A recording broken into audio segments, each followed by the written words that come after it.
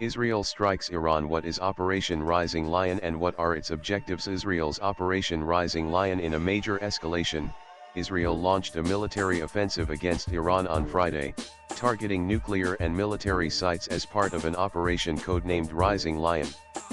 The Israel Defense Forces IDF confirmed the completion of the first phase of the strikes, which reportedly killed top Iranian military officials, including Revolutionary Guards Commander Hossein Salami and Army Chief Mohammad Bagheri, along with several senior nuclear scientists. Israeli Prime Minister Benjamin Netanyahu said the attacks aimed to cripple Iran's nuclear weapons program, including the Natanz enrichment facility and ballistic missile infrastructure, calling the operation essential for Israel's survival. Nanan, the necessity for this operation, as stated by Israel, is rooted in its national survival, which was perceived to be under threat due to Iran's nuclear advancements.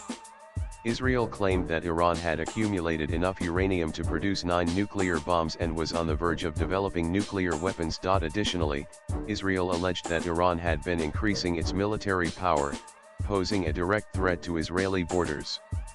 Hence, the operation was deemed critical to prevent potential existential threats from Iran's nuclear program. Following the attack, Israel closed its airspace and declared a state of emergency amid fears of retaliatory strikes from Tehran. Prime Minister Netanyahu expressed hope for support from the U.S. administration. However, U.S. Secretary of State Marco Rubio clarified that the U.S. was not involved in the attack but assured the safety of U.S. forces in the region. In response to the Israeli action, Iran has threatened missile and drone attacks on Israel. Netanyahu described the country's strikes on Iran as a highly successful opening move. In a video statement, he praised the operation and signaled that further attacks were likely, stating, "With God's help, we will accomplish much more. We struck at the heart of Iran's nuclear enrichment program. We targeted Iran's main enrichment facility at Natanz. We also struck at the heart of Iran's ballistic missile program," he said, noting that the offensive also included strikes on Iranian nuclear scientists working on the Iranian bomb. The strikes triggered a nationwide state of emergency in Iran. Explosions were reported in several regions, including Tehran, Kermanshah, and Lorestan.